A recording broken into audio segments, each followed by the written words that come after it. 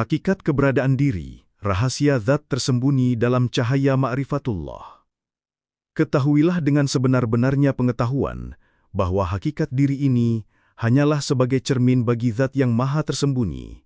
Sebab jika tidak ada diri ini, maka siapakah yang akan menyaksikan, mengenal, dan memujinya? Dalam hakikat ma'rifat tertinggi disebutkan bahwa Allah Subhanahu wa Ta'ala menampakkan dirinya agar dirinya dikenal, sebagaimana sabda Rasulullah SAW dalam hadis qudsi, "Aku adalah perbendaharaan yang tersembunyi, lalu aku ingin dikenal, maka aku ciptakan makhluk agar aku dikenal." Dari sini tampak bahwa diri ini bukanlah wujud yang berdiri sendiri, melainkan pancaran atau tajalli dari sifat wujud Allah Subhanahu wa Ta'ala, sehingga keberadaan diri ini adalah syarat bagi pengenalannya.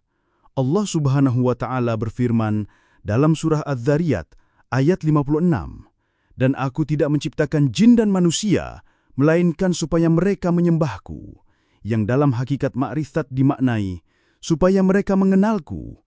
Maka tanpa adanya diri yang menyembah, yang mengenal, yang menyaksikan, maka keberadaan Allah Subhanahu wa Ta'ala sebagai yang maha dikenal tidak akan pernah termanifestasi. Sebab zat itu tetap maha ada dalam keghaibannya, dalam keadaan tidak terjangkau dan tidak tersentuh oleh akal serta indera.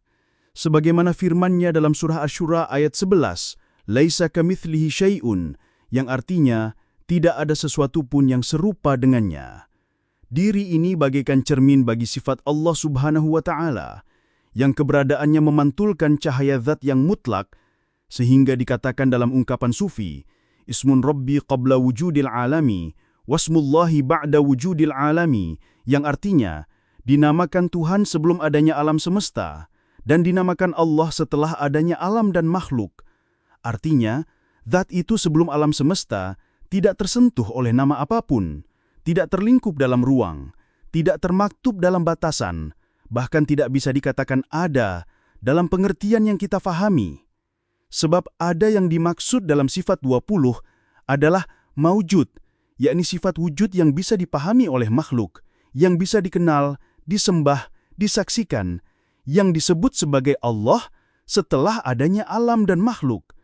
Maka diri ini adalah pancaran sifat maujudnya, yang dari sifat itulah lahir sifat-sifat lain seperti qidam, yaitu tidak berpermulaan, baqa, yaitu tidak berkesudahan, mukhalafatulil hawadith, yaitu berbeda dengan makhluk, qiyamuhu binafsihi, yaitu berdiri sendiri, dan lain-lain. Dalam kitab-kitab tasawuf klasik seperti Al-Hikam Ibnu Athaillah As-Sakandari, disebutkan bahwa barang siapa mengenal dirinya, maka ia akan mengenal Tuhannya. Dan hadis ini dikuatkan dengan penjelasan bahwa diri ini sebagai mazhar atau tempat tajalli sifat-sifat Allah, bukan sebagai zat mandiri. Maka ketika seseorang fana dalam sifat dirinya, ia akan baqa dalam sifat Allah Subhanahu wa Ta'ala. Dan inilah puncak ma'rifat yang hakiki. Rasulullah SAW bersabda, "Man arafa nafsahu faqad arafa rabbahu," yang artinya, barang siapa mengenal dirinya, maka sungguh dia mengenal Tuhannya. Hadis ini banyak dijelaskan oleh para wali bahwa diri lahir dan diri batin adalah jembatan menuju pengenalan zat yang maha gaib. Dan ketika manusia menembus hijab nafsu, akal, bahkan pengetahuan sekalipun, dia akan sampai pada makam tidak ada lagi selain Allah, yaitu makam tauhid mutlak. Namun meskipun demikian, tinggi makamnya, para arif billah tetap tidak berani mengaku aku adalah dia, sebab pada hakikatnya, tiada yang benar-benar dapat menyentuh zatnya. Allah Subhanahu wa Ta'ala berfirman dalam surah Al-An'am ayat 103, "La tudrikuhul absar wa huwa yudrikul absar wa huwal latiful khabir," yang artinya, dia tidak dapat dicapai oleh penglihatan mata, sedang dia dapat melihat segala penglihatan, dan dialah yang maha halus, lagi maha mengetahui.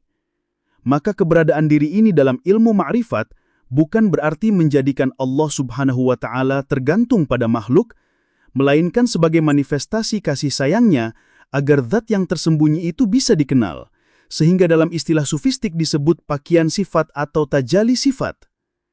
Dalam aspek keilmuan ma'rifat, sifat 20 menjadi dasar yang pertama adalah maujud, yang berarti ada.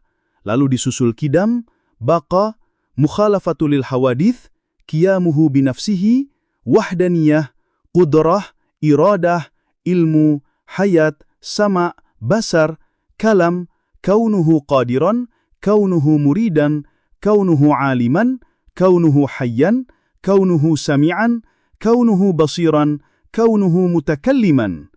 Maka sifat maujud pada awalnya adalah kunci untuk menampakkan sifat-sifat selanjutnya. Sebab jika tidak ada sifat maujud, maka sifat lain tidak akan pernah dikenali. Dalam ma'rifat hakikat, sifat maujud itu dipantulkan melalui wujud diri ini yang ibarat pelita kecil yang menerima cahaya dari pelita agung, sebagaimana disebutkan dalam surah An-Nur ayat 35. Allahu nurus samawati wal ard, yang artinya Allah adalah cahaya langit dan bumi.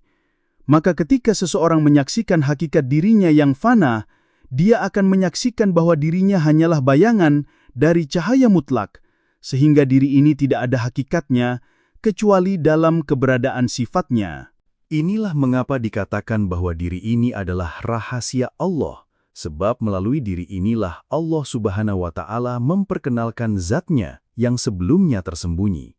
Namun keberadaan diri ini harus difahami bukan dalam makna syirik, melainkan sebagai alat untuk mengenali keesaan Allah Subhanahu wa Ta'ala. Dalam ilmu ma'rifat disebutkan, janganlah engkau berhenti pada wujud diri, karena wujud diri hanyalah wasilah untuk sampai pada wujud yang maha sempurna. Oleh karena itu, dalam jalan ma'rifat, seseorang mesti mematikan sifat-sifat basyariah, hawa nafsu, keakuan, sehingga lenyap segala sesuatu kecuali Allah Subhanahu wa Ta'ala semata. Ketika seseorang sampai pada maqam ini, dia akan memahami makna firman Allah Subhanahu wa Ta'ala dalam surah Al-Baqarah ayat 152, yang artinya, ingatlah kepadaku, niscaya aku ingat kepadamu, dan bersyukurlah kepadaku, dan janganlah kamu mengingkariku. Dalam ma'rifat, mengingat berarti menyatu, itihad, dan lebur, sehingga tidak lagi terdapat jarak antara hamba dan Tuhan, kecuali kehambaan murni yang tunduk dalam lautan rahmatnya. Maka hakikatnya diri ini tidak ada secara independen, melainkan semata-mata penampakan dari zat yang maha tersembunyi, sehingga ketika diri ini tidak ada, maka tidak ada yang mengenal Allah Subhanahu wa Ta'ala, tidak ada yang memuji, tidak ada yang menyaksikan, dan tidak ada yang mendekat kepadanya. Namun demikian, zat Allah Subhanahu wa Ta'ala tetap ada tanpa membutuhkan apapun karena sifat qiyamuhu binafsihi, hanya saja makna Allah sebagai yang dikenal, disembah, dan diakui oleh makhluk baru terjadi ketika ada makhluk yang mengenalnya. Inilah rahasia besar dari laisa kamislihi syai'un, yaitu Allah Subhanahu wa Ta'ala tidak bisa dibatasi oleh konsep apapun. Oleh sebab itu, jika belum paham akan hakikat ini, jangan dipaksakan, sebab jalan ma'rifat tidak dapat dipahami dengan nalar biasa, melainkan dengan hati yang suci, yang telah dibersihkan dari sifat duniawi dan keakuan. Dalam surah Al-Hasyr, ayat 21, Allah Subhanahu wa Ta'ala berfirman, "Lau anzalna hadzal Qur'ana 'ala jabalin la ra'aitahu khashi'an mutasaddian min khasyatillah." Yang artinya, sekiranya kami turunkan Al-Quran ini kepada sebuah gunung, pasti kamu akan melihatnya tunduk terpecah belah karena takut kepada Allah. Ini menunjukkan betapa hati manusia mesti tunduk seutuhnya untuk bisa menyerap rahasia ma'rifatullah. Maka, jika diri ini tidak ada, maka Allah Subhanahu wa Ta'ala tidak akan pernah dinamai Allah, sebab Allah adalah nama yang dituju dan dikenali makhluk. Sebelum segala sesuatu, zat itu mutlak. Setelah adanya makhluk, zat itu dikenal sebagai Allah. Demikianlah rahasia dalam ilmu ma'rifat yang memandang diri ini sebagai pintu bagi pengenalan zat yang maha gaib, sehingga ketika diri ini memahami hakikatnya, maka sempurnalah pengenalan, ma'rifah, dan penyaksian, syuhud. Maka, semoga dengan kalimat panjang yang penuh rahasia ini, kita semua dipahamkan oleh Allah Subhanahu wa Ta'ala, dan bila belum paham, tidak usah dipaksakan, karena tidak wajib memahaminya sebelum masanya datang. Dan bila sudah tiba waktunya, maka Allah Subhanahu wa Ta'ala sendiri yang akan membuka hijab hati kita, sebagaimana sabda Nabi Muhammad SAW. Barang siapa dikehendaki Allah untuk diberi petunjuk, maka dia akan melapangkan dadanya untuk menerima Islam. Sesungguhnya, Jika engkau menyelami lebih dalam lagi hakikat keberadaan diri ini, engkau akan menyadari bahwa semua bentuk eksistensi yang kau kenal, termasuk jasad, ruh, akal, bahkan kesadaran sekalipun, tidak lain hanyalah bentuk-bentuk tajalli, penampakan dari sifat-sifat Allah Subhanahu wa Ta'ala. Dalam maqam ma'rifat, keberadaanmu bukanlah wujud yang mandiri atau berdiri sendiri, melainkan sebagai cermin tempat terpantulnya cahaya wujud yang mutlak. Diri yang selama ini engkau sangka sebagai aku, sesungguhnya tidak memiliki hakikat pada dirinya sendiri. Ia hanyalah nisbah, relasi, bayangan, tajalli dari zat yang maha sempurna. Maka dikatakan oleh para arifin bahwa tidak ada selain Allah dalam hakikatnya. Segala sesuatu selain Allah adalah pantulan dari wujudnya, bukan selain darinya. Ini bukan dalam pengertian menyamakan makhluk dengan Khaliq, Tuhan, tetapi dalam makam kefanaan, fana fi dzat, segala sesuatu menjadi sirna dalam kehadirannya. Allah Subhanahu wa Ta'ala berfirman dalam surah Ar-Rahman ayat 26 dan 27. Kullu man 'alaiha fanin wa yabqa wajhu rabbika dzul jalali wal ikram. Kullu man 'alaiha fanin wa yabqa wajhu rabbika dzul jalali wal ikram. Artinya, semua yang ada di bumi itu akan binasa dan tetap kekal wajah Tuhanmu yang memiliki kebesaran dan kemuliaan. Dalam tafsir Ma'rifat, ayat ini menunjukkan bahwa segala wujud makhluk, termasuk keberadaanmu, akan sirna dalam kefanaan, yang kekal hanyalah Allah Subhanahu wa Ta'ala.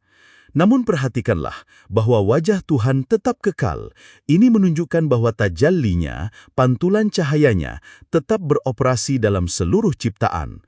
Maka siapapun yang menyaksikan makhluk dengan mata ma'rifat akan melihat bahwa semua adalah penampakan dari Allah Subhanahu wa Ta'ala. Makanya, dalam maqam tinggi, para ahli hakikat tidak melihat selain Allah Subhanahu wa Ta'ala. Mereka berbicara, tetapi yang mereka sampaikan adalah kalam Allah. Mereka bergerak, namun yang bergerak hanyalah kehendak Allah. Mereka hidup, namun kehidupan itu hanyalah kehidupannya yang mengalir dalam mereka. Ini bukan klaim keilahian, tetapi penyaksian bahwa tiada daya dan upaya, melainkan dengan kekuatan Allah Subhanahu wa Ta'ala. Inilah makna terdalam dari kalimat La haula wa la quwwata illa billah. Tiada daya dan upaya kecuali dengan Allah.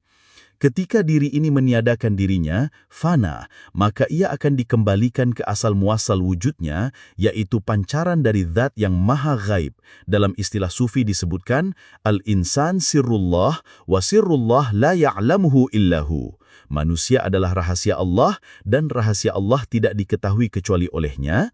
Diri ini tidak lain adalah wadah dari rahasia ilahi, maka manusia bukan semata-mata makhluk biasa, tetapi amanah yang mengandung rahasia Tuhan, sebagaimana disebut dalam surah Al-Ahzab ayat 72.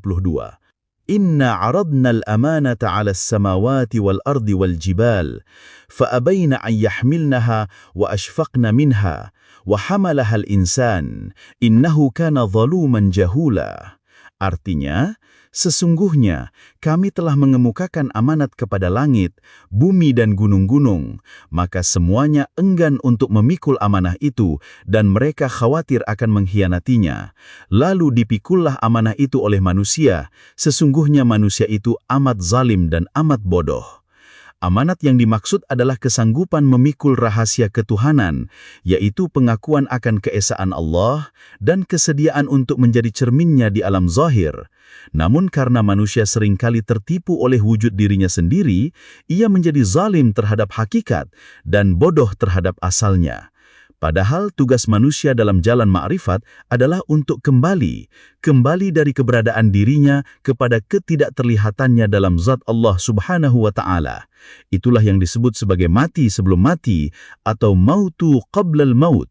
Mati dari egonya, dari hawa nafsunya, dari keakuannya, agar ia dapat hidup dalam kehidupan yang sejati, yaitu hidup dalam zat Allah Subhanahu wa Ta'ala. Makanya Rasulullah SAW bersabda, Mutu qabla an tamutu. Matilah sebelum kamu mati. Ini adalah maqam fana, yaitu pemadaman wujud diri agar cahaya Allah Subhanahu wa Ta'ala bersinar murni, tanpa hijab aku, tanpa selubung egomu. Dalam pandangan makrifat, zat Allah Subhanahu wa Ta'ala tidak pernah berubah, tidak pernah bertambah, tidak pernah berkurang. Yang berubah adalah bentuk tajallinya. Maka nama Allah adalah nama yang dikenali oleh makhluk, bukan nama bagi zat yang mutlak sebelum adanya makhluk. Sebelum penciptaan, Allah tidak dikenal dengan nama apapun. Karena tidak ada yang menyebut, tidak ada yang menyembah, tidak ada yang mengenal, maka zatnya tetap dalam keabadian yang tersembunyi. Tetapi ketika diciptakan makhluk, maka nama-namanya menjadi dikenal dan zatnya mulai dituju, disembah, dipuji dan dikenali. Di sinilah letak pentingnya keberadaan diri, bukan sebagai Tuhan, tetapi sebagai cermin tajalli, agar zat yang maha gaib itu bisa dimanifestasikan melalui nama Allah. Dengan demikian, ketika engkau melihat pada dirimu dan engkau menyangka bahawa dirimu adalah entitas mandiri, maka engkau masih berada di luar maqam tauhid. Tetapi ketika engkau melihat bahawa tiada wujudmu kecuali darinya dan segala yang engkau lakukan adalah dengannya, maka engkau telah masuk ke dalam rahsia tauhid. Maka jangan lagi engkau berkata, aku berbuat, tetapi katakanlah, Allah yang menjadikan aku berbuat. Jangan engkau berkata, aku tahu, tetapi katakanlah, Allah yang memberi aku ilmu. Inilah maqam ikhlas yang tertinggi, iaitu melepaskan semua sandaran dari makhluk dan kembali kepada Allah Subhanahu wa Ta'ala sebagai satu-satunya yang wujud. Maka jika engkau bertanya, apakah diri ini wajib ada agar Allah dikenali? Maka jawaban makrifat adalah diri ini bukan wajib wujud secara hakikat, tetapi wujud secara nisbi, relatif, sebagai sarana pengenalan zatnya. Tanpa diri, maka tidak ada yang mengenal, maka tidak ada yang mengatakan Allah, tidak ada yang memuji, tidak ada yang berzikir, tidak ada yang menyaksikan. Namun ini semua adalah dari rahmat Allah Subhanahu wa Ta'ala semata yang menjadikan diri ini ada untuk mengenalnya. Maka janganlah engkau menyombongkan diri, sebab engkau bukanlah yang mengenal, tetapi dikenalkan olehnya. Bukan engkau yang sampai kepadanya, tetapi dia yang mendekatkanmu kepadanya. Dalam surah Al-Baqarah, ayat 186, Allah Subhanahu wa Ta'ala berfirman, وَإِذَا سَأَلَكَ عِبَادِي عَنِّي فَإِنِّي قَرِيبٌ أُجِيبُ دَعْوَةَ الدَّاعِي إِذَا دَعَانِ وَإِذَا سَأَلَكَ عِبَادِي عَنِّي فَإِنِّي قَرِيبٌ أُجِيبُ دَعْوَةَ الدَّاعِي إِذَا دَعَانِ. Artinya, dan apabila hamba-hambaku bertanya kepadamu tentang aku, maka sesungguhnya aku dekat. Aku mengabulkan doa orang yang berdoa apabila dia berdoa kepadaku. Maka tidak ada jarak antara diri dan Tuhan, kecuali kesadaran palsu akan keberadaan diri. Ketika kesadaran ini lenyap, maka lenyaplah hijab antara engkau dan Allah Subhanahu wa Ta'ala. Inilah fana. Dan setelah fana, datanglah baqa. Dalam baqa, engkau hidup dengan Allah, untuk Allah dan dalam Allah, maka sempurnalah penyaksianmu dan engkau akan memahami makna sejati dari kalimat La ilaha illallah, bahawa tiada yang ada kecuali Dia. La ilaha illallah Muhammadur Rasulullah. Semoga Allah Subhanahu wa Ta'ala membuka mata hati kita untuk melihat kebenaran yang sejati, menyaksikan zatnya yang maha luhur dalam cermin diri yang fana, sehingga kita semua dapat sampai kepada hakikat ma'rifatullah yang sempurna. Amin ya Rabbal Alamin. Jika engkau telah memahami bahawa diri ini bukanlah wujud yang hakiki, melainkan tajalli atau penampakan dari sifat maujud Allah Subhanahu wa Ta'ala, maka marilah kita masuk lebih dalam ke samudra hakikat agar engkau menyaksikan bahawa segala sesuatu, termasuk dirimu, alam semesta, dan bahkan segala kemungkinan keberadaan, semuanya berada dalam genggaman dan ilmunya, dan tiada satupun yang berdiri sendiri atau ada dengan sendirinya.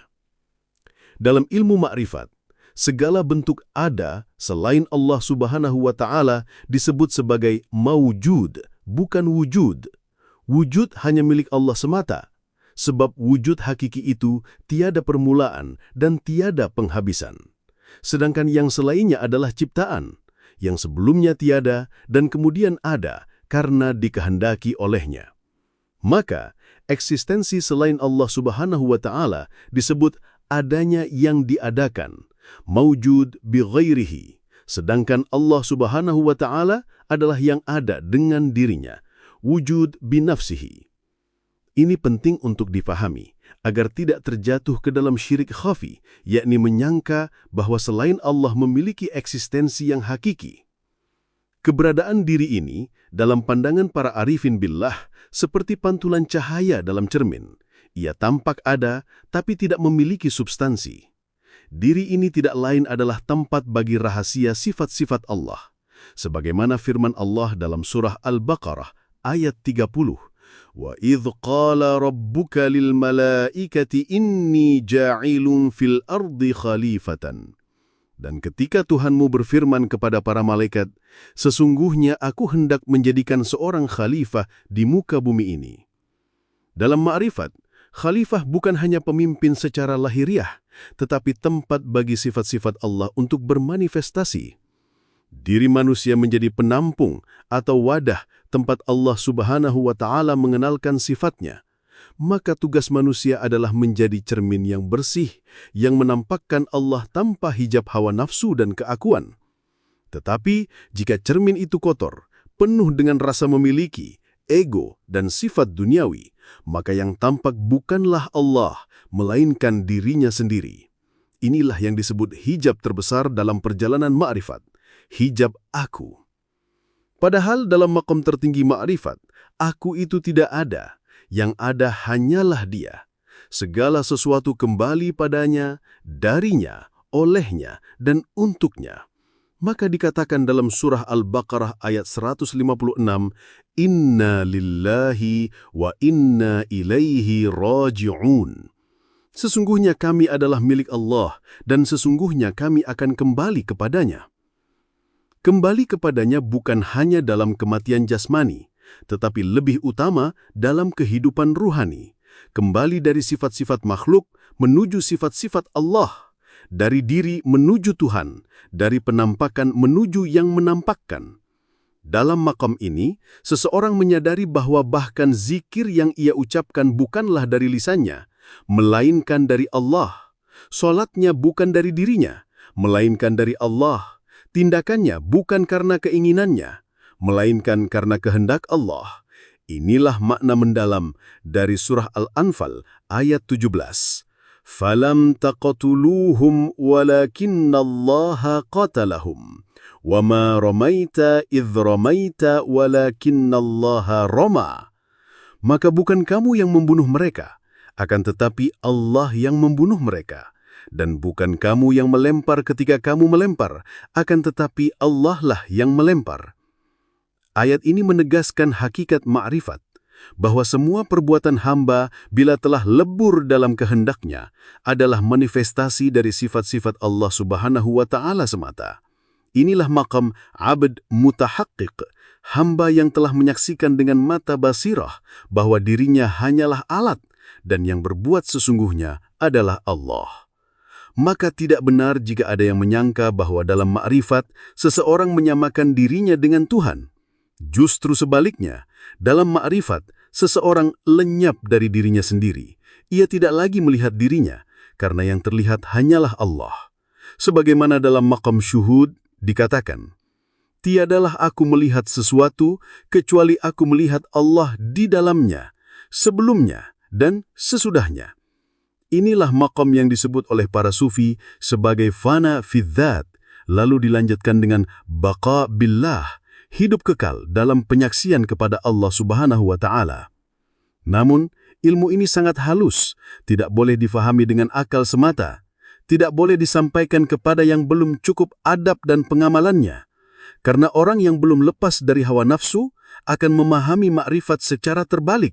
Ia akan mengira bahwa dirinya adalah Tuhan, padahal ia masih terikat syahwat. Maka Rasulullah SAW bersabda, sesungguhnya dalam tubuh manusia ada segumpal daging. Jika ia baik, maka seluruh tubuh akan baik. Dan jika ia rusak, maka seluruh tubuh akan rusak. Ketahuilah bahwa itu adalah hati. Hadis riwayat Al-Bukhari dan Muslim. Hati adalah tempat bersinarnya cahaya ma'rifat. Jika hati masih gelap, maka yang akan tampak hanyalah bayangan dirimu sendiri. Tetapi jika hati telah suci, maka ia akan menampakkan hakikat nur Allah Subhanahu wa Ta'ala. Sebagaimana sabda Nabi Muhammad SAW, "Takutilah firasat orang mukmin, karena sesungguhnya ia melihat dengan cahaya Allah." Hadits riwayat At-Tirmidzi. Cahaya yang dimaksud adalah basirah, yaitu mata batin yang hanya dimiliki oleh mereka yang telah bersih dari hijab dunia dan nafsu. Dalam makom ini, seorang hamba tidak memerlukan lagi tanda-tanda atau perantara. Ia tidak sibuk dengan bentuk, karena ia telah sampai pada hakikat. Maka dalam keadaan ini, zikirnya bukan lagi ucapan, melainkan keadaan. Setiap napasnya adalah tasbih, setiap geraknya adalah sujud, setiap diamnya adalah penghambaan. Ia telah hidup dalam Allah, oleh Allah, dan untuk Allah. Namun semua ini tidak mungkin dicapai tanpa taufik dan inayah darinya. Sebab ma'rifat bukan hasil dari akal, bukan karena banyaknya bacaan atau pengajaran, tapi semata-mata karunia dan cahaya dari Allah Subhanahu wa Ta'ala, sebagaimana firman-Nya dalam surah An-Nur ayat 40, "Yahdillahu linurihi man yasha." Allah memberi petunjuk kepada cahayanya kepada siapa yang Dia kehendaki. Maka jika engkau ingin mengenal hakikat ini, mulailah dengan menyucikan niatmu, luruskan ibadahmu. Jangan mencarinya dengan akal, tapi carilah dengan hatimu. Jangan mendekatinya karena ingin dimuliakan, tapi dekatilah Dia karena engkau fakir, hina, dan butuh kepadanya. Sebab semakin engkau merasa besar, semakin engkau jauh dari Zat yang Maha Besar. Tetapi semakin engkau merasa tiada, maka semakin dekat engkau dengan yang Maha Ada. Sesungguhnya dalam ilmu ma'rifat, tiada perjalanan yang lebih panjang daripada perjalanan menuju diri sendiri, karena untuk mengenal Allah, engkau harus mengenal hakikat dirimu, dan setelah mengenal dirimu, engkau akan menghilang dalam lautan keesaannya. Itulah puncak ma'rifatullah, ketika engkau tidak lagi melihat dirimu, tetapi yang kau lihat hanyalah Dia. La mawjuda illallah, la maqsuda illallah, la masjuda illallah, la ma'buda illallah, la mawjuda illa huwa. Jika engkau telah sampai ke maqam ini, maka segala sesuatu akan tampak sebagai cermin, dan engkau akan menyaksikan satu wajah di balik semua wajah, satu cahaya di balik semua cahaya, satu zat di balik semua wujud. Maka engkau akan faham bahwa keberadaanmu adalah karenanya, olehnya, dalamnya, dan untuknya, maka tidak ada lagi selain Dia. Dalam kedalaman ilmu ma'rifat, pernyataan bahwa jika diri ini tidak ada, maka Allah tidak akan pernah ada, bukan dimaksudkan untuk menyatakan bahwa zat Allah bergantung kepada makhluk atau wujud ciptaan. Namun ini adalah ungkapan batin yang melambangkan rahasia hubungan antara kholik dan makhluk dalam konteks manifestasi, tajalli, dan penyaksian. Hakikatnya, Allah Subhanahu wa Ta'ala adalah Al-Ghani, Maha Kaya, tidak memerlukan apapun. Namun pada martabat tajalli dan ma'rifat, keberadaan makhluk, khususnya insan, menjadi cermin tempat rahasia ketuhanan dikenali, direnungi, dan dicintai. Inilah makna halus dari sabda Allah dalam hadis qudsi. Kuntu kanzan makhfiyan, fa'ahbabtu an u'rafa, fakhalaqtul khalq. Aku adalah perbendaharaan yang tersembunyi, lalu aku ingin dikenali, maka aku ciptakan makhluk.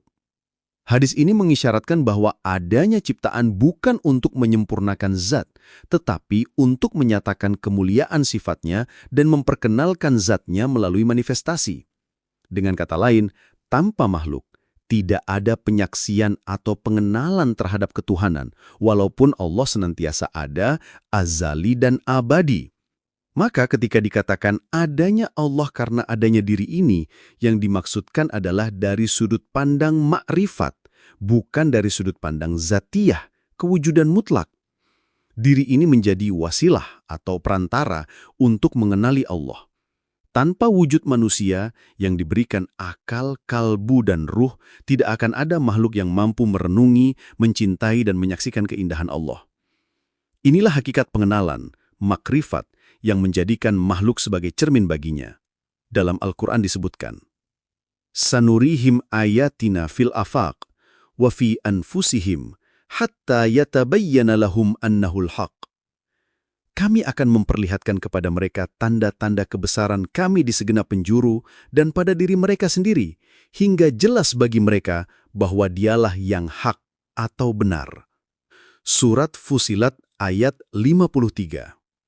Ayat ini menunjukkan bahwa pengenalan terhadap Allah datang melalui pengamatan dan penyaksian terhadap ciptaan, khususnya diri manusia sendiri. Keberadaan diri ini adalah tajalli atau pernyataan dari sifat-sifat Allah. Allah memiliki sifat maujud, ada, dan sifat tersebut termanifestasi dalam makhluk. Sifat ada bukan berarti Allah baru ada setelah ada makhluk, tetapi keberadaan makhluk menjadi pancaran sifat adanya Allah. Maka dari itu, dalam ilmu tauhid disebutkan bahwa sifat wajib bagi Allah yang pertama adalah al-wujud, yang artinya ada. Dalam kitab-kitab tauhid klasik seperti Aqidatul Awam dan Jauharatut Tauhid, para ulama menetapkan 20 sifat wajib bagi Allah, dan sifat pertama adalah al-wujud. Namun yang perlu diperhatikan adalah bahwa wujud Allah bukan wujud yang bisa difahami oleh akal biasa. Wujudnya bukan seperti wujud makhluk. Inilah yang ditegaskan dalam Al-Quran. Laisa kamitslihi syai'un wa huwas sami'ul basir. Tidak ada sesuatu pun yang serupa dengan dia, dan dia maha mendengar lagi maha melihat. Makna laisa kamislihi syai'un adalah bahwa Allah tidak serupa dengan apapun, bahkan tidak dapat dibayangkan, tidak dapat dijangkau akal, tidak dapat diduga oleh rasa atau kata-kata. Inilah yang disebut dalam ma'rifat sebagai zat yang tersembunyi atau az-zat al-makhfi. Keberadaannya tidak dapat dicerap oleh panca indera ataupun akal. Namun, keberadaannya dapat dikenali melalui tajalli sifat-sifatnya. Ketika dikatakan, zat yang tersembunyi itu tidak akan pernah menjadi Allah jika diri ini tidak ada. Yang dimaksud adalah bahwa istilah Allah sebagai nama atau identitas ketuhanan hanya dapat dikenali dan disandarkan dari sudut makhluk. Sebelum adanya makhluk, zat itu hanyalah zat yang tersembunyi, tanpa penyaksian, tanpa penamaan, tanpa pengenalan. Namun, dengan adanya makhluk, nama Allah muncul sebagai wasilah untuk mengenal zat itu melalui sifat, asma, dan af'alnya. Sebagaimana dijelaskan oleh para arif billah dalam ungkapan, Ismun li rabbika qabla wujudil alam, wa ismun lillahi ba'da wujudil alam. Adalah nama bagi Tuhanmu sebelum adanya alam, dan menjadi nama Allah setelah adanya alam.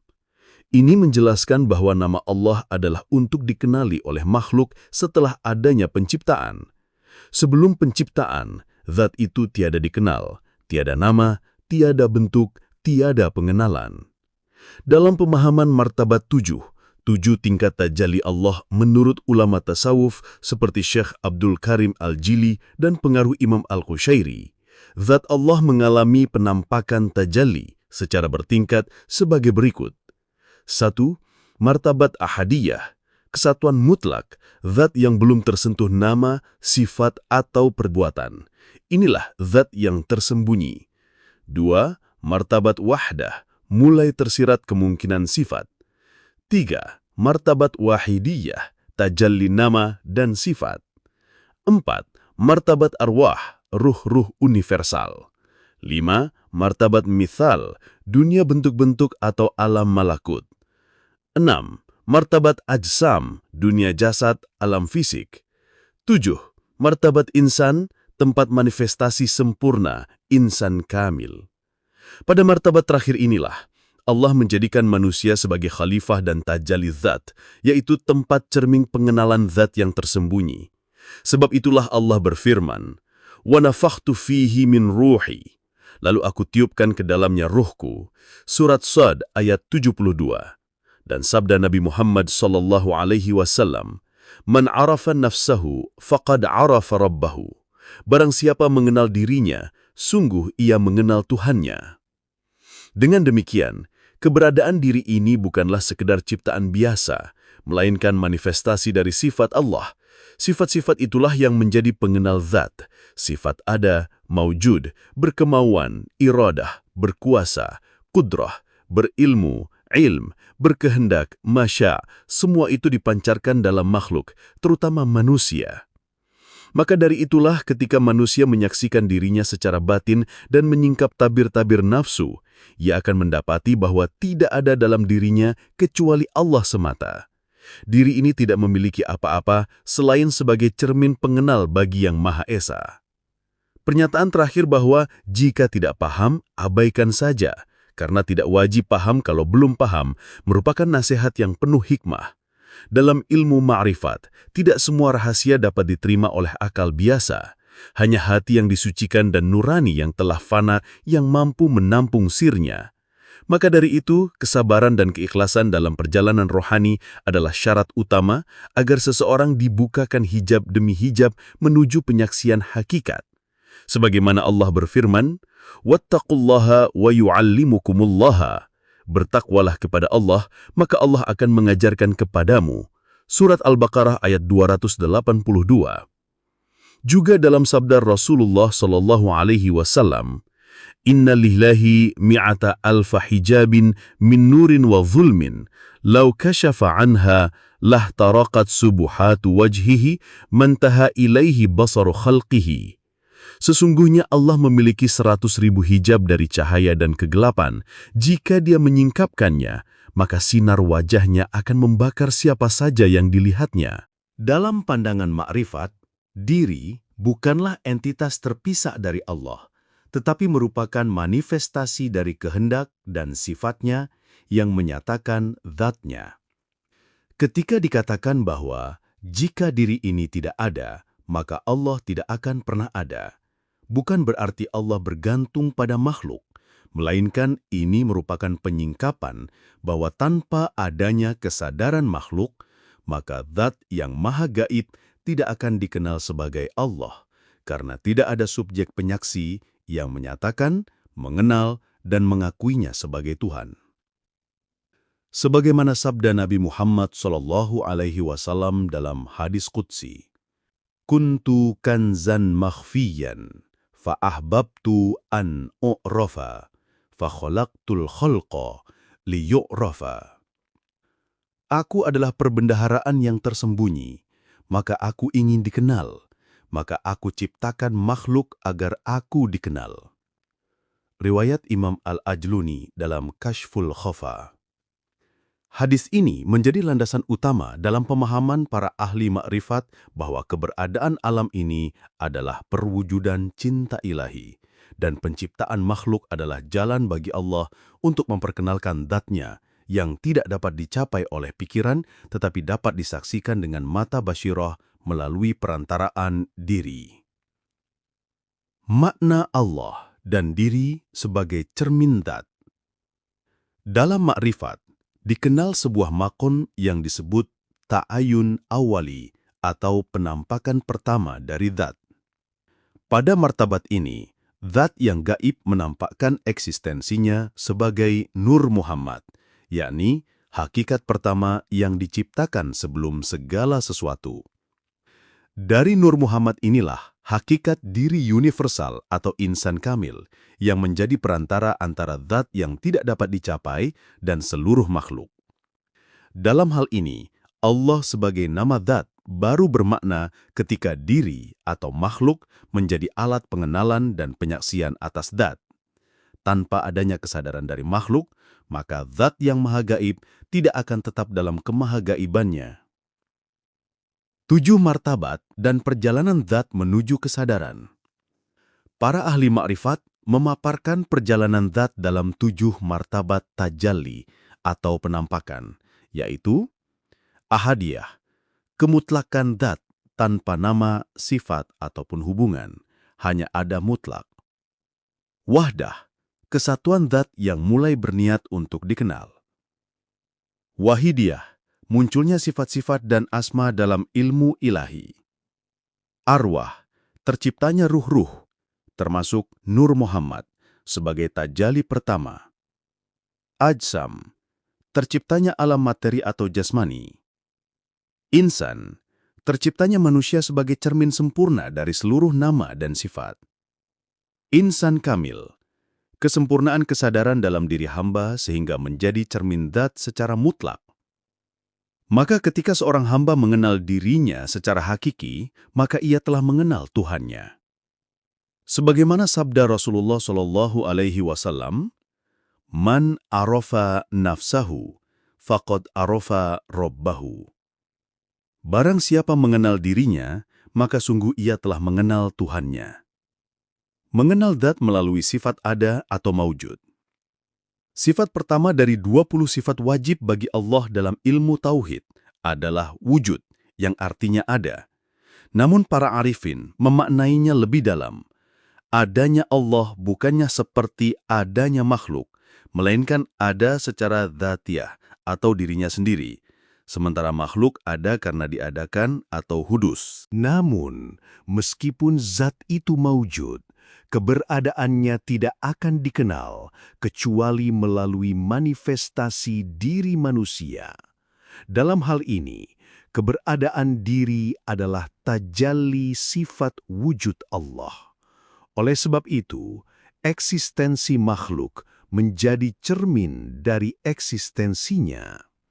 Al-Quran menegaskan, Huwal awwalu wal akhiru wal zahiru wal batinu wa huwa bikulli syai'in alimu. Dialah yang awal dan yang akhir, yang zahir dan yang batin, dan Dia Maha mengetahui segala sesuatu. Ayat ini menegaskan bahwa Allah itu nyata dan tersembunyi sekaligus. Yang awal dan yang akhir, semuanya hanya bisa disaksikan secara sempurna melalui kehadiran diri insan yang telah fana dan baka. Allah adalah nama setelah adanya makhluk.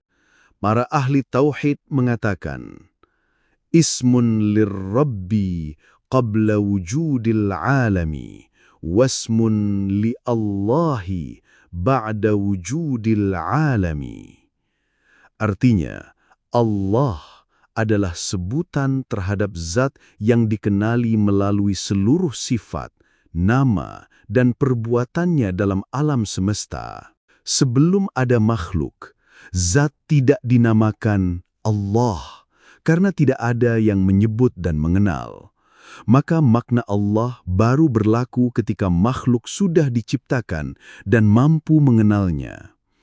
Allah berfirman, Laisa kamithlihi syai'un wa huwas sami'ul basiru. Tidak ada sesuatu pun yang serupa dengan Dia. Dia Maha mendengar lagi Maha melihat. Ayat ini menegaskan bahwa zat Allah tidak dapat disamakan dengan apapun. Bahkan dalam pengenalan ma'rifat, meskipun Allah menampakkan dirinya melalui sifat dan namanya, zat tetap tidak dapat dijangkau oleh akal, dipahami oleh ilmu, atau dijelaskan oleh kata-kata. Maka siapa yang mencoba memahami zat dengan akalnya, ia akan tersesat. Tetapi siapa yang menyaksikannya dengan basirah, ia akan mengenalnya dengan izin Allah. Kesimpulan, diri sebagai jalan menuju pengenalan Allah.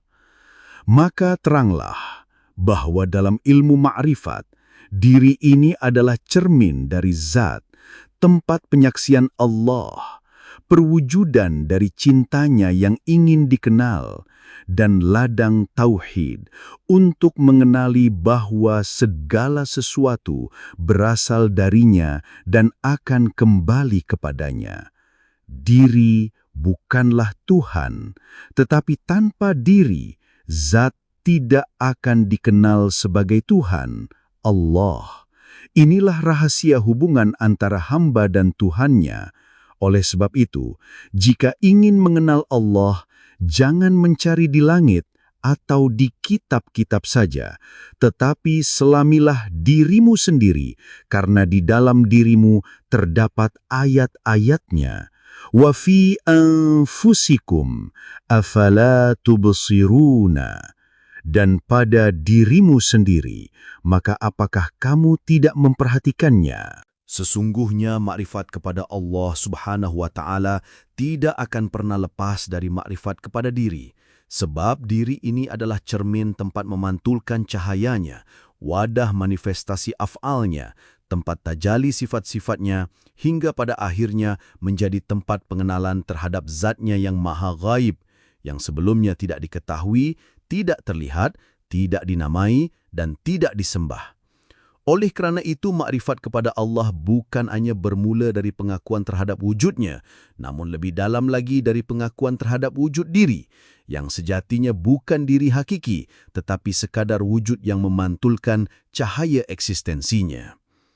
Diri ini bukanlah Allah, tetapi diri inilah yang menjadi dalil atas adanya Allah. Maka dalam hikmah yang dalam dari kalam ahli hakikat disebutkan, Man arafa nafsahu faqad arafa rabbahu. Siapa yang mengenal dirinya, maka sungguh ia mengenal Rabbnya.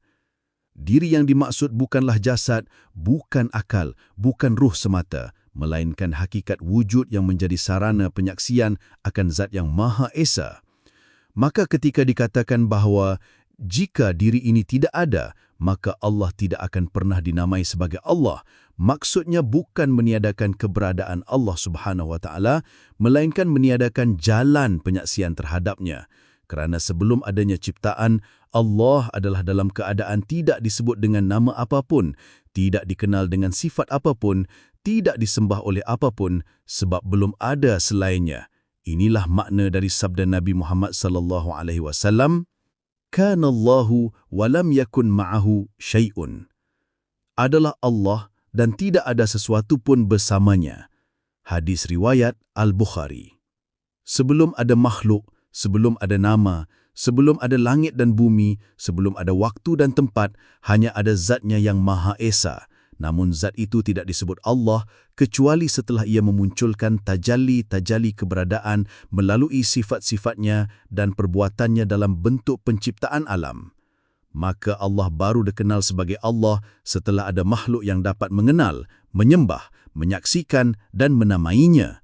Hal ini sesuai dengan isyarat dalam kalimah Ismuni Rabbi qablahu wujudil alami wasmallahi ba'da wujudil alami. Dikatakan Rabbi sebelum adanya alam dan dikatakan Allah setelah adanya alam. Dalam pandangan ilmu makrifat, Allah adalah nama bagi Zat yang telah menyatakan dirinya melalui tajallinya. Sebelum adanya manifestasi atau tajalli, ia adalah semata-mata Zat yang ghaibul ghaib, yang tidak dapat diungkapkan oleh kata-kata, tidak dapat dicapai oleh nalar dan indera, tidak diketahui dan tidak disebut. Sebab itu, dalam Al-Quran, Allah berfirman, Laisa kamithlihi syai'un wa huwas sami'ul basir. Tidak ada sesuatu pun yang serupa dengan Dia. Dia Maha mendengar, Maha melihat. Surat Asy-Syura ayat 11. Ini menegaskan bahawa Zat Allah tidak bisa dikiaskan, tidak bisa disamakan, bahkan tidak bisa dikenali secara zat. Yang bisa dikenali hanyalah manifestasi sifatnya dan af'alnya. Dan untuk mengenalinya harus melalui cermin diri sendiri, bukan dengan mata kepala, tetapi dengan mata basyirah atau mata batin, sebagaimana firman-Nya. Sanurihim ayatina fil afaqi wa fi anfusihim hatta yatabayyana lahum annahul haqqu. Kami akan memperlihatkan kepada mereka tanda-tanda kami di alam semesta dan pada diri mereka sendiri, hingga jelas bagi mereka bahawa Dia adalah yang hak. Surat Fussilat ayat 53. Maka keberadaan diri ini adalah media tajalli. Zat yang sebelumnya tidak dikenal, al-ghaib, melalui tajalli menjadi diketahui. Sifat 20 yang pertama iaitu al-wujud atau ada adalah wujud pertama dalam sifat wajib bagi Allah. Namun pengenalan kita kepada sifat ada itu pun melalui adanya diri, sebab diri inilah cermin kesadaran atas eksistensi. Maka adanya kita bukanlah kerana kita benar-benar ada secara zat, melainkan ada kerana Dia yang mewujudkan. Dalam Al-Quran, Allah berfirman, Huwallazi khalaqakum wa minkum kafirun wa minkum mu'minun, wallahu bima ta'maluna basir. Dialah yang menciptakan kamu, maka di antara kamu ada yang kafir dan ada pula yang beriman, dan Allah Maha melihat apa yang kamu kerjakan. Surat At-Taghabun ayat 2. Maknanya, segala bentuk keberadaan, termasuk keberadaan diri kita, hanyalah hasil ciptaan dan tajali dari zatnya. Dan karena kita diciptakan, kita pun menerima sifat-sifatnya dalam bentuk pantulan. Maka diri ini ibarat cermin. Jika cermin bersih, maka tampaklah wajah yang memantul padanya dengan jelas. Jika cermin kotor, maka wajah yang memantul menjadi kabur. Diri yang tidak dibersihkan dari nafsu, ego, dan hijab keakuan atau anania tidak akan pernah mampu menyaksikan zat. Sebab itu dikatakan, barang siapa mengenal dirinya, maka ia akan mengenal Tuhannya. Dan siapa yang mengenal Tuhannya, ia akan fana dari dirinya, karena ia tahu bahwa dirinya itu hanyalah bayangan, bukan hakikat. Diri ini bukan Tuhan, tetapi dari pengenalan diri ini muncul pengenalan akan Tuhan. Ketika dikatakan bahwa jika tidak ada diri, siapa yang akan mengenal zat yang tersembunyi itu? Maka maksudnya adalah bahwa Allah menciptakan makhluk agar dia dikenali.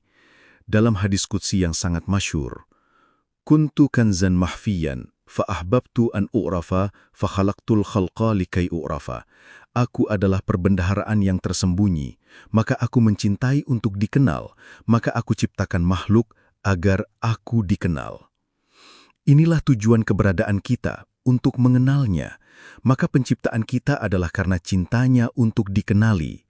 Tetapi yang dapat mengenal hanyalah mereka yang melebur dalam ma'rifat, yang menghilangkan hijab ego dan merasa tiada, sehingga yang tersisa hanyalah Allah.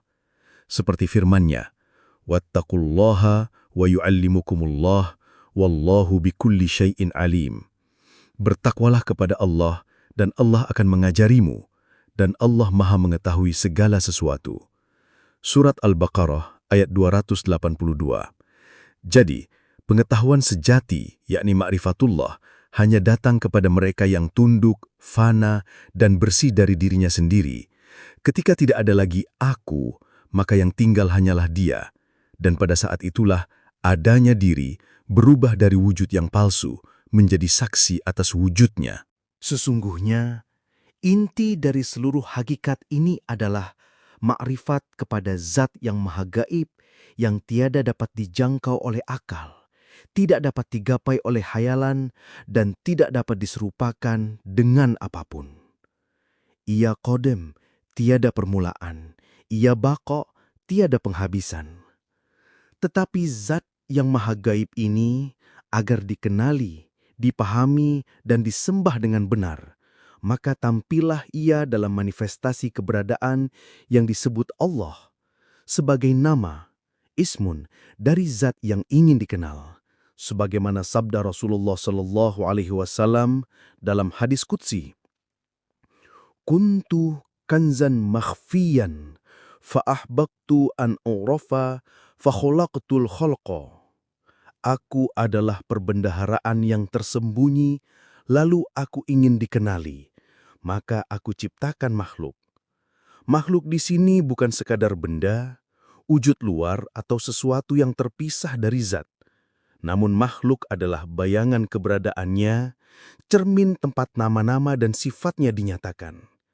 Maka diri manusia, lebih-lebih diri batin yang telah menempuh jalan penyucian, adalah cermin paling sempurna bagi Allah untuk dikenal dan mengenalkan dirinya. Diri ini bukan sekadar wujud, namun adalah tajali, penampakan dari sifat wujud itu sendiri. Sifat pertama dari 20 sifat Allah yang wajib diketahui oleh setiap mukmin adalah wujud, yakni ada.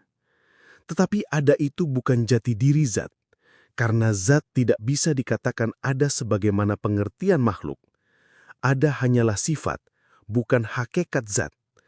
Maka agar sifat itu bisa diketahui, dikenali, dipahami, maka diciptakanlah diri yang memiliki sifat ada, dan dari sinilah Allah dikenali. Allah bukan sekadar sebutan, tetapi pengenal terhadap zat melalui keberadaan ciptaannya. Maka dikatakan dalam maqalah sufi, ismun lizat laisa zat.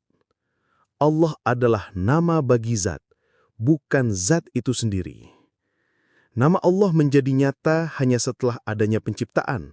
Maka makna dari kalimat adanya Allah karena adanya diri ini bukanlah menjadikan Allah tergantung kepada makhluk, namun mengisyaratkan bahwa pengenalan terhadap Allah hanya mungkin terjadi melalui adanya cermin pengenalan itu, yaitu diri makhluk terutama diri manusia yang menyadari batinnya.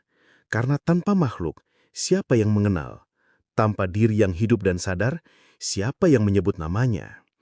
Sebagaimana dalam satu ungkapan hikmah, Al-ayanu sabita la tazharu ila bitajali zat. Segala yang nyata tidak akan tampak kecuali karena penampakan zat.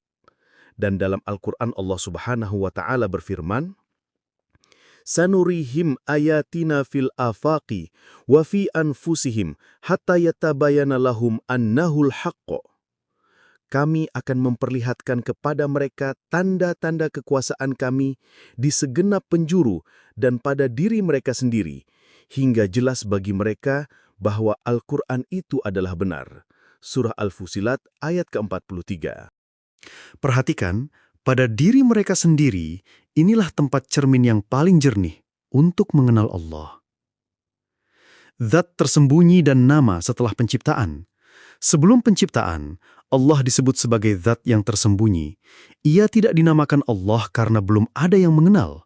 Maka para arif menjelaskan, Ismun Rabbi qabla wujudil alami, wasmullahi ba'da wujudil alami. Zat disebut Rabb sebelum adanya alam, dan disebut Allah setelah alam wujud. Rabb adalah pemilik, penyusun dan penata hakikat, maka sebelum makhluk ada, zat dipahami hanya sebagai pemilik potensi ilahiyah, tetapi setelah makhluk ada dan mengenal, maka zat dikenal sebagai Allah yang esa dalam segala sifat, nama dan perbuatan. Maka, diri ini adalah media eksistensial dari zat yang tak tampak. Tanpa diri ini, tiada yang menyebut, tiada yang mengenal, dan tiada yang mengingat. Maka, meskipun Allah tidak tergantung kepada apapun, pengenalan tentangnya hanya mungkin melalui keberadaan makhluk, terutama diri manusia yang menyadari batinnya. Ilmu ma'rifat, mengunjam rasa dalam hampa. Ma'rifat bukan sekedar pengetahuan akal, tetapi penyaksian batin. Dan yang disaksikan bukan Allah sebagai zat, karena itu mustahil. Yang disaksikan adalah penampakannya, tajallinya, dan rasa keberadaannya dalam hati yang suci. Allah Subhanahu wa Ta'ala berfirman, Allahu nurus samawati wal ard. Allah adalah cahaya langit dan bumi. Surah An-Nur ayat ke-35. Cahaya di sini bukan cahaya biasa, tapi nur maknawi yang memancar pada ruh dan rasa. Bila hati telah hancur dari ego, sirna dari akuan, maka nur Allah akan tampak di dalamnya. Maka pantaslah dikatakan bahwa diri ini adalah tempat tajalli sifat-sifatnya. Adab dalam memahami zat. Dalam menjelaskan ini tidak sedikit yang terjebak dalam kesalahan akidah. Karena itu, para arif menekankan, jangan memaksa akal untuk memahami apa yang hanya bisa dipahami oleh rasa dan fana. Ketika engkau belum sampai, diamlah. Tidak perlu memaksakan diri memahami sesuatu yang di luar jangkauan akal. Allah tidak membebani sesuatu melainkan sesuai dengan kadar kemampuan. Sebagaimana firman Allah, La yukallifullahu nafsan illa wus'aha. Allah tidak membebani seseorang melainkan sesuai dengan kesanggupannya. Surah Al-Baqarah ayat 286. Makanya, bagi yang belum sampai pada penyaksian hakikat, cukup yakin dan bertauhid secara sahih, karena hakikat tidak wajib bagi yang belum sampai dan tidak akan berguna kecuali bagi yang telah fana dalam ketundukan dan keikhlasan. Kesimpulan ma'rifat, diri sebagai cermin ilahi. Akhirnya kita menyadari bahwa diri ini bukanlah Allah, tetapi tanpa diri ini Allah tidak dikenali. Allah tetap ada tanpa makhluk, tetapi tiada pengenalan kepada Allah tanpa diri ini. Adanya diri ini adalah pernyataan dari sifat ada yang merupakan awal dari seluruh sifat Tuhan. Zat itu bukan ada, tetapi memiliki sifat ada. Maka yang ada adalah perwujudan dari sifat, bukan dari hakikat zat. Allah sebagai nama muncul setelah ada makhluk, karena sebelumnya hanya zat tanpa pengenalan. Maka seluruh makhluk adalah manifestasi dari kehendak untuk dikenal, dan manusia adalah cermin pengenalan itu. Insan yang telah menempuh perjalanan syariat, tariqat, hakikat hingga ma'rifat, akan menemukan bahwa dirinya bukan dirinya, bahwa Allah tidak di sana, tetapi hadir dalam kesadaran terdalam, bahwa menyebut Allah bukan sekedar ucapan, tetapi getaran seluruh ruh yang menyaksikan zat yang maha nyata dalam maha ghaibnya. Setelah kita menyingkap makna keberadaan diri sebagai wujud dari sifat ada, maka marilah kita renungkan lebih jauh bahwa keberadaan diri ini bukanlah zat, melainkan pancaran dari sifat zat. Zat Allah Subhanahu wa Ta'ala bersifat batin, tersembunyi, sebagaimana firman Allah dalam surah Al-Hadid ayat ketiga. Huwal awwalu wal akhiru wal zahiru wal batinu wa huwa bikulli syai'in alimu. Dialah yang awal dan yang akhir, yang zahir dan yang batin, dan Dia maha mengetahui segala sesuatu.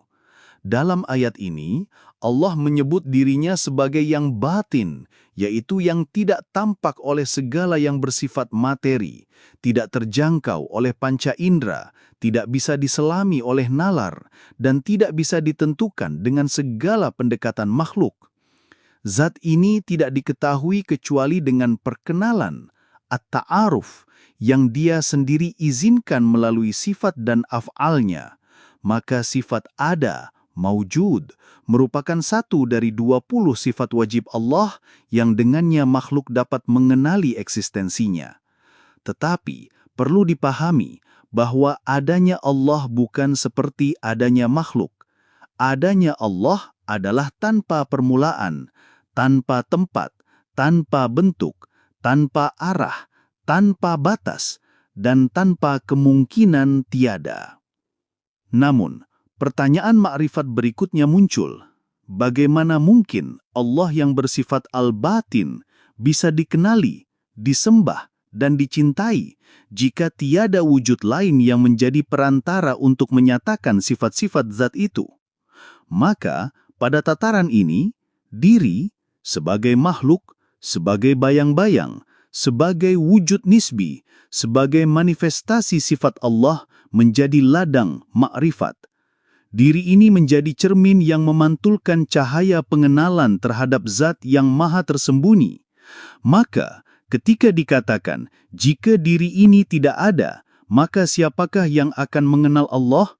Itu bukanlah pernyataan bahwa Allah bergantung pada makhluk, tetapi makhluklah yang diberi peranan sebagai musyahid untuk menyaksikan keberadaannya melalui ayat-ayat Afaq dan Anfus, sebagaimana firman-Nya dalam surah Fussilat ayat 53. Sanurihim ayatina fil afaqi wa fi anfusihim hatta yatabayyana lahum annahul haqq. Jelaslah bahwa makrifat atas zat tidaklah mungkin terjadi tanpa wujud perantara atau cermin tempat pantulan. Maka, keberadaan diri ini bukanlah kebetulan, melainkan bentuk manifestasi kasih sayang Allah dalam proses pengenalan terhadapnya. Ini sesuai pula dengan hadits qudsi yang amat agung. Kuntu kanzan makhfiyan, fa ahbabtu an u'rafa, fa khalaqtul khalqa likai yu'rafuni. Aku adalah perbendaharaan yang tersembunyi, maka aku ingin dikenal, lalu aku ciptakan makhluk agar mereka mengenalku.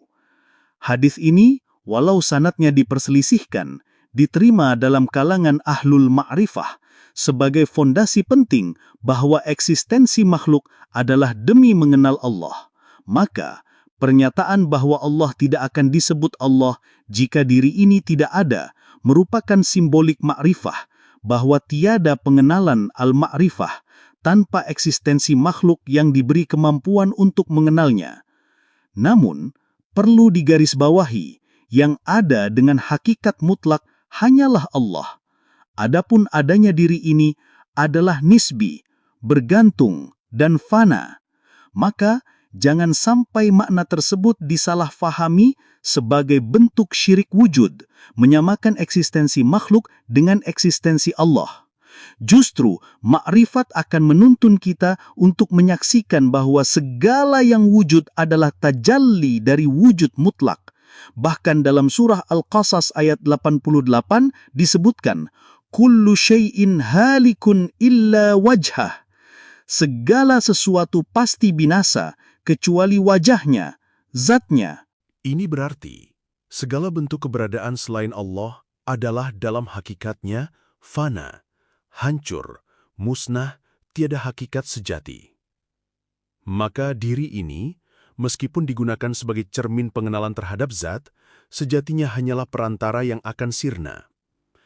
Tidak ada satu makhluk pun yang wujud berdiri sendiri. Wujudnya hanyalah sebagai pantulan cahaya dari wujud mutlak. Karena itu, para ahli ma'rifat selalu menegaskan, barang siapa mengenal dirinya, maka ia mengenal Tuhannya. Kalimat ini bukan isapan jempol, melainkan intisari dari ilmu ma'rifat yang dalam. Mengenal diri dalam konteks ini bukan hanya mengenal tubuh, akal, dan jasad, tetapi mengenal sifat kehambaan, kehinaan, kelemahan, kefanaan, dan ketergantungan mutlak kepada Allah Subhanahu wa Ta'ala.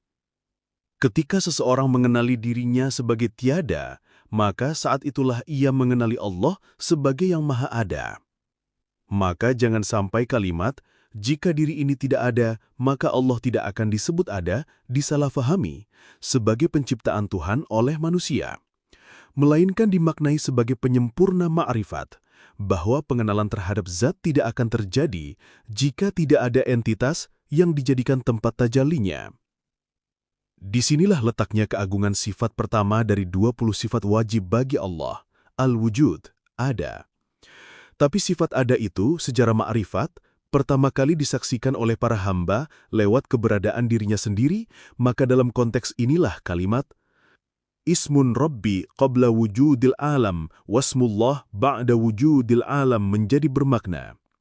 Sebelum penciptaan alam semesta, zat itu tidak dikenal dengan sebutan Allah oleh makhluk, karena tiada makhluk.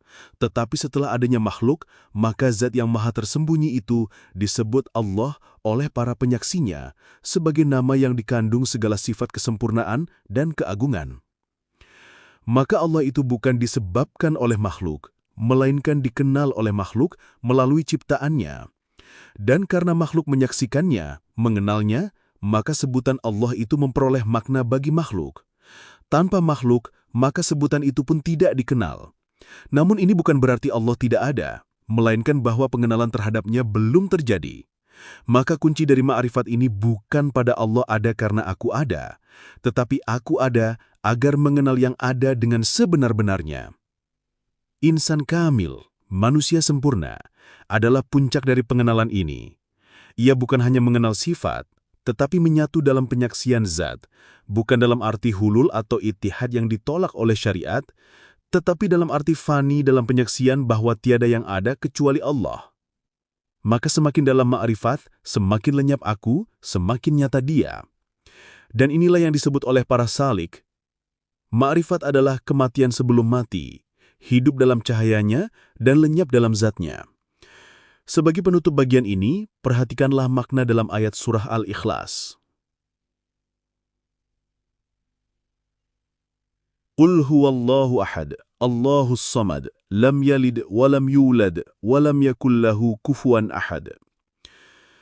Surah ini mengajarkan bahwa Allah itu Esa, tidak bergantung kepada siapapun, tidak diperanakan, tidak melahirkan, dan tidak ada sesuatu pun yang serupa dengannya. Maka pengenalan terhadap Allah melalui keberadaan diri bukan menyamakan, melainkan menyaksikan keesaannya melalui kelemahan dan kefanaan diri sendiri. Akhirnya ma'rifat bukan sekedar pemahaman akal, tetapi perjalanan hati dan ruh. Ia bermula dengan penyaksian sifat, lalu menyatu dalam kehampaan ego, hingga yang tinggal hanyalah Dia yang Maha Ada, sementara dirimu sirna dalam fana. Dan inilah yang disebut oleh para salik. Ma'rifat adalah kematian sebelum mati, hidup dalam cahayanya dan lenyap dalam zatnya.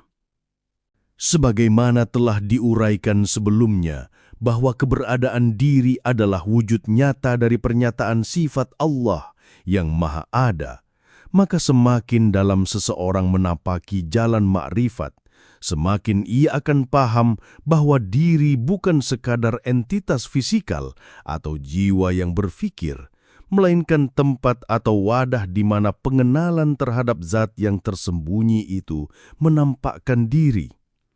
Dalam ilmu tauhid, Allah Subhanahu wa Ta'ala dikenal dengan sifat 20, dan sifat pertama adalah wujud atau ada. Tetapi sifat ini bukan menunjuk kepada keberadaan Allah secara zahir sebagaimana makhluk, melainkan menunjuk pada keberadaan yang tidak bisa disamakan, tidak bisa dijangkau, dan tidak bisa dibayangkan sebagaimana firman-Nya, "Laisa kamitslihi syai'un wa huwas sami'ul basir." Tidak ada sesuatu pun yang serupa dengannya, dan Dia Maha mendengar lagi Maha melihat. Dalam makrifat, diri bukanlah diri secara ego yang berdiri sendiri, melainkan adalah manifestasi dari Nur Muhammad yang Allah ciptakan sebagai permulaan dari segala sesuatu. Rasulullah SAW bersabda, "Awwalu ma khalaqallahu nuri." Yang pertama kali Allah ciptakan adalah cahayaku.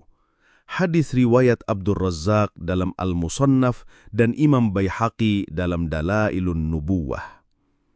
Dari Nur Muhammad inilah lahir segala realitas yang tampak dan tidak tampak. Maka ketika dikatakan bahwa jika diri ini tidak ada, maka Allah tidak akan pernah ada, bukanlah maksudnya Allah bergantung kepada makhluk, melainkan dalam ilmu ma'rifat, hal ini mengisyaratkan bahwa pengenalan terhadap zat Allah yang maha tersembunyi itu tidak akan terjadi kecuali dengan adanya wadah pengenalan itu sendiri, yakni diri manusia yang telah Allah bentuk dalam sebaik-baik bentuk. وَلَقَدْ خَلَقْنَا الْإِنسَانَ فِي أَحْسَنِ تَقْوِيمٍ. Sesungguhnya kami telah menciptakan manusia dalam bentuk yang sebaik-baiknya. Pengenalan terhadap Allah tidak datang dari pemahaman akal semata. Ia datang dari penyaksian batin, dari basirah, mata hati yang dibersihkan melalui tazkiyatun nafs, mujahadah, dan fana fi illah. Dalam tahap ini, manusia menanggalkan semua identitas dirinya yang bersifat jasmaniyah dan duniawi, lalu menyatu dalam penyaksian terhadap Allah sebagai zat yang awal dan akhir, yang zahir dan batin. Huwal awwalu wal akhiru wal zahiru wal batinu, wa huwa bikulli syai'in alim. Dialah yang awal dan yang akhir, yang zahir dan yang batin, dan Dia maha mengetahui segala sesuatu. Dalam konteks ini, diri menjadi manifestasi dari sifat adanya, namun adanya diri bukan untuk menyetarakan dengan adanya Allah, melainkan sebagai jalan untuk mengenal adanya yang mutlak. Allah itu maha suci dari bentuk, tempat, arah, dan sifat makhluk. Tetapi Dia nyatakan dirinya dalam bentuk makhluk agar makhluk mengenal zat yang tidak dapat dijangkau oleh akal. Maka dikatakan oleh para arif billah, al-makhluqatu asma'ullahi zahirah. Segala makhluk adalah nama-nama Allah yang zahir. Dengan kata lain, eksistensi diri ini merupakan cermin tempat Allah menampakkan nama dan sifat-sifatnya. Dan disinilah letak pentingnya adanya diri dalam mengenal Allah. Sebab kalau tidak ada makhluk, bagaimana mungkin akan ada pengenalan? Bagaimana mungkin akan terjadi penyaksian terhadap Rahman dan Rahimnya, Jalal dan Jamalnya, Adil dan bijaksananya? Demikian pula dalam ilmu hakikat, penyaksian terhadap Allah disebut dengan istilah syuhud, bukan sekadar ma'rifah intelektual. Syuhud ini terjadi setelah seorang hamba mengalami fana, yakni lebur semua rasa milik, lebur semua aku, lebur semua ego hingga yang tersisa hanyalah Allah semata. Inilah puncak dari ma'rifat, tiada yang ada selain Allah. Maka pernyataan bahwa diri adalah cermin wujud Allah adalah bentuk pengakuan bahwa diri ini tidak punya wujud hakiki, melainkan wujud yang diberikan, wujud majazi, sebagaimana Allah firmankan, Kullu man 'alaiha fani wa yabqa wajhu rabbika dzul jalali wal ikram. Semua yang ada di bumi itu akan binasa, dan tetap kekal wajah Tuhanmu yang mempunyai kebesaran dan kemuliaan. Jadi, ketika dikatakan bahwa Allah tidak akan menjadi Allah jika diri ini tidak ada, maka maksudnya bukanlah menetapkan keberadaan Allah karena makhluk, tetapi menyatakan bahwa pengenalan terhadap sifat-sifat ilahiyah hanya mungkin terjadi karena adanya entitas yang menjadi cermin atau bayangan dari sifat-sifat tersebut. Dalam ilmu tasawuf, hal ini disebut dengan tajalli, yaitu penampakan zat dalam bentuk nama dan sifat dalam wujud makhluk. Allah Subhanahu wa Ta'ala berfirman, "Sanurihim ayatina fil afaqi wa fi anfusihim hatta yatabayyana lahum annahul haqq." Sanurihim ayatina fil afaqi wa fi anfusihim hatta yatabayyana lahum annahul haqq. Surah Fusilat ayat 53.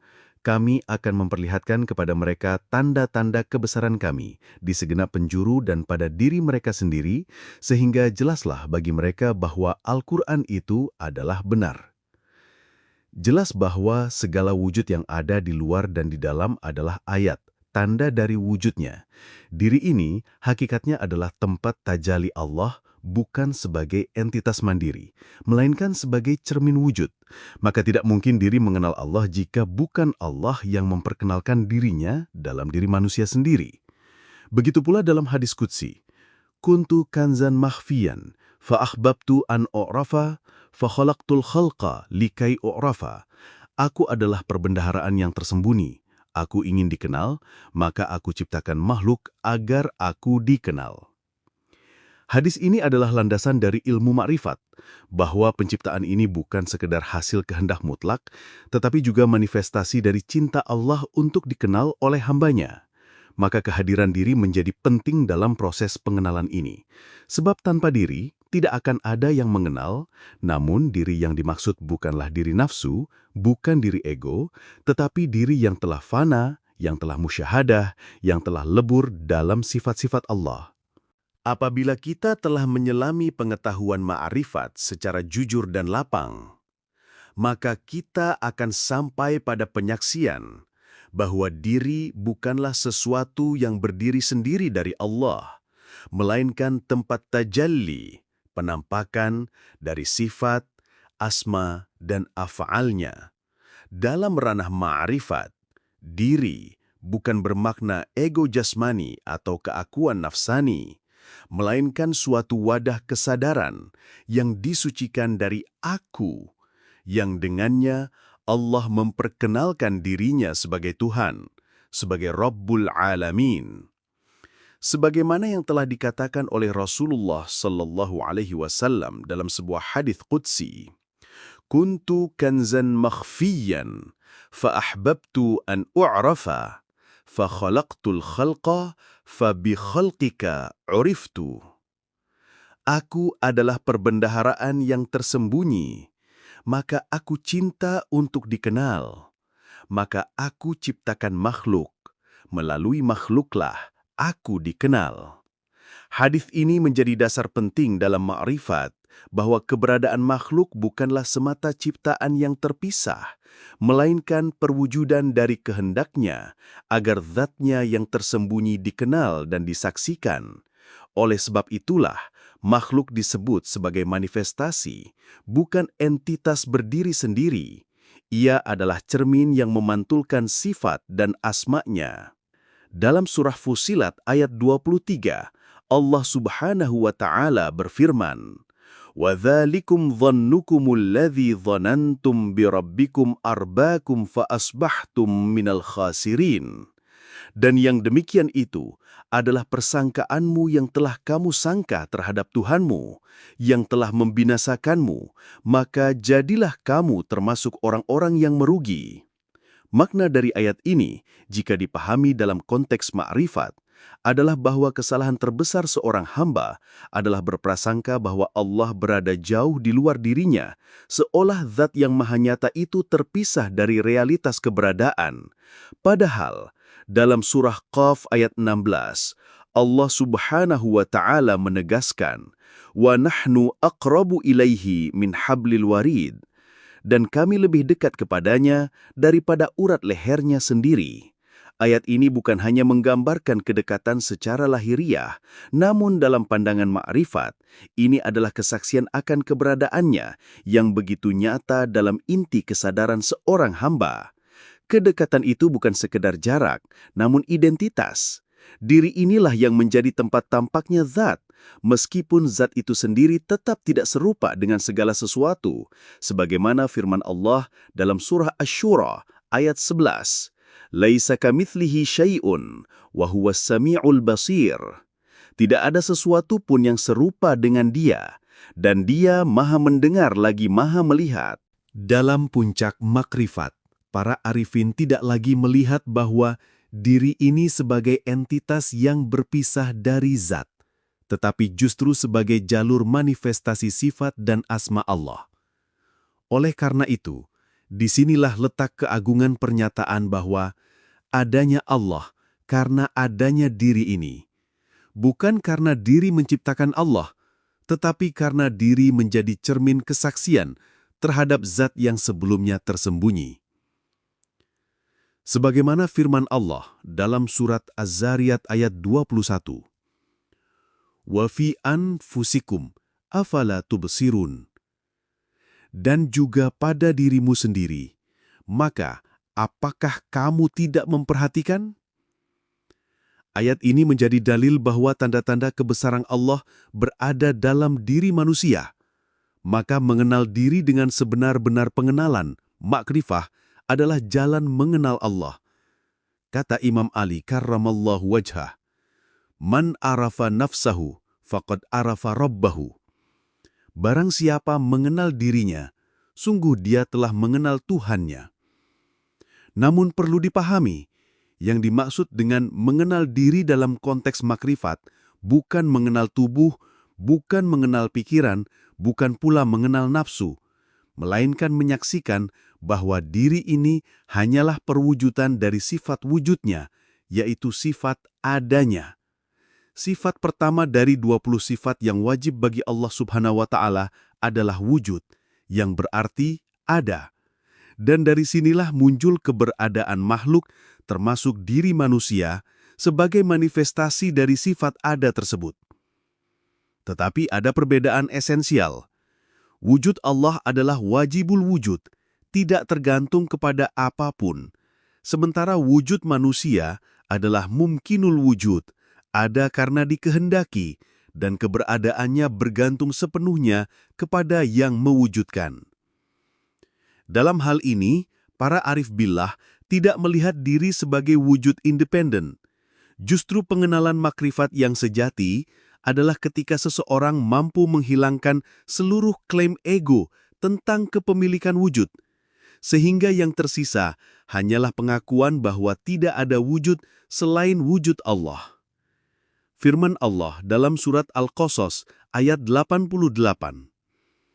Kullu syai'in halikun illa wajhahu. Segala sesuatu pasti binasa kecuali wajahnya.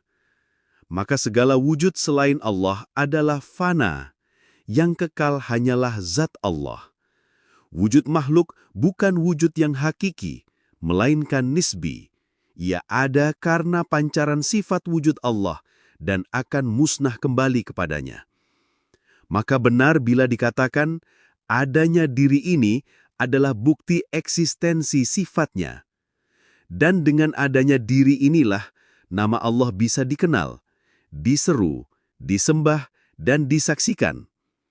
Sebagaimana dalam kalimat hikmah sufi, Ismun Rabbi qabla wujudil alami, wasmullahi ba'da wujudil alami. Artinya, zat itu selalu ada, namun sebagai Allah, sebagai Tuhan yang dikenal dan diseru, hanya berlaku setelah ada makhluk yang mengenal dan menyaksikannya. Maka dengan adanya makhluk, lengkaplah aspek rububiyahnya, karena ada yang menjadi marbub, yaitu yang diasuh. Dengan adanya hamba, lengkaplah sifat Rahman dan Rohim, karena ada yang menerima kasih sayang. Dengan adanya diri, lengkaplah pengenalan kepada zat yang sebelumnya tersembunyi.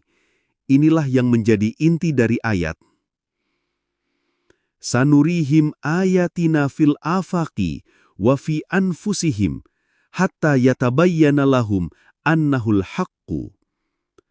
Kami akan perlihatkan kepada mereka tanda-tanda kebesaran kami di segenap penjuru dan pada diri mereka sendiri, hingga jelaslah bagi mereka bahwa sesungguhnya dialah yang benar. Kesimpulan sementara, pengenalan terhadap Allah tidak mungkin terjadi tanpa perantara diri. Namun diri bukan lawan atau duplikat dari Allah, melainkan pancaran, wadah, dan cermin kesempurnaannya. Diri yang suci dari ego adalah tempat Allah menyatakan dirinya.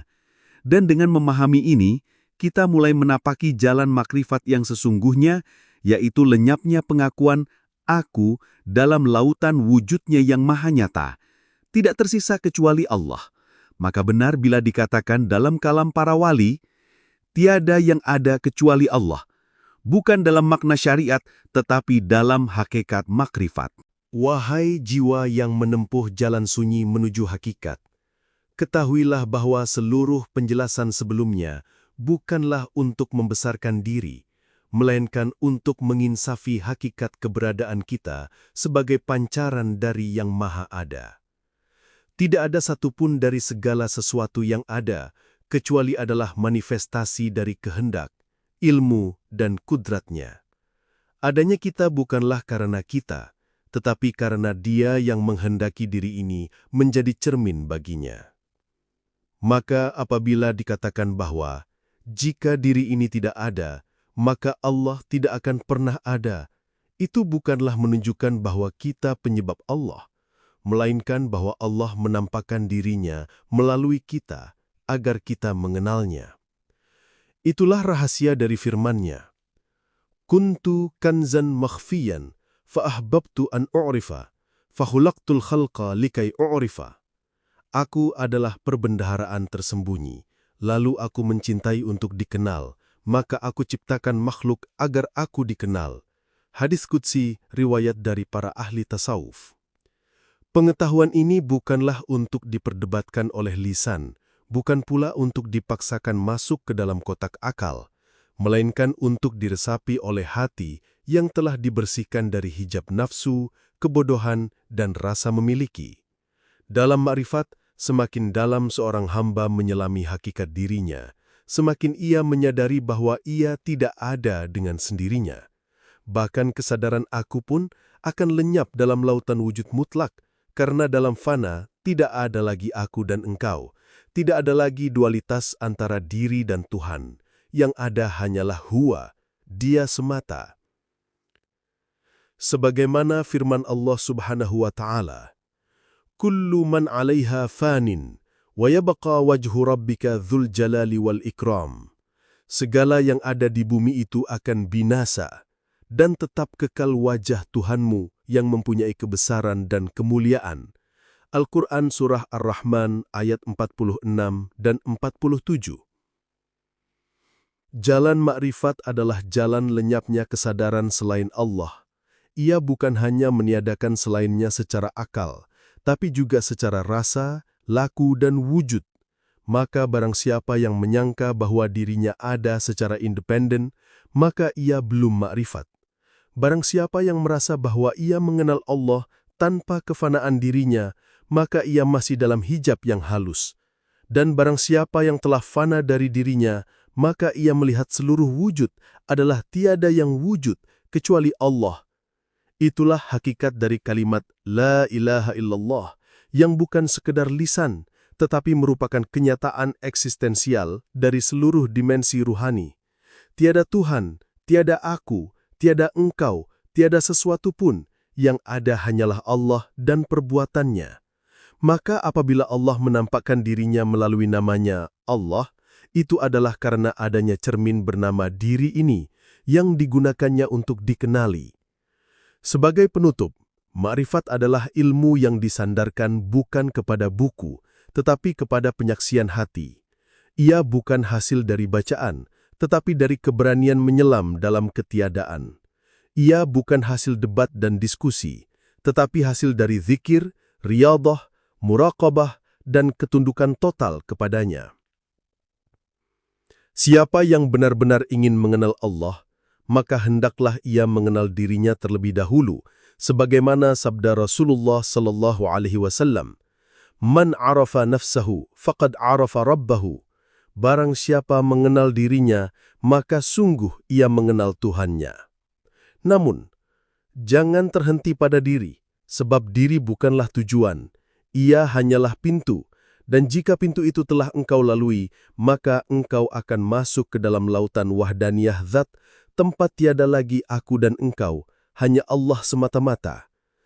Semoga Allah Subhanahu wa Ta'ala melimpahkan cahaya makrifat dalam dada-dada hambanya yang jujur, yang membersihkan diri dari hawa, dunia, dan ego, agar mereka sampai kepada kesaksian bahwa semua ini bukan aku, bukan kita, bukan makhluk, tapi hanya Allah semata dalam keindahan tajalinya. Wa ilaihil masir, dan hanya kepadanya segala sesuatu kembali. Al-Quran Surah Al-Baqarah ayat 156. Allahumma arinal haqqa haqqan warzuqna ittiba'ah, wa arinal batila batilan warzuqna ijtinabah.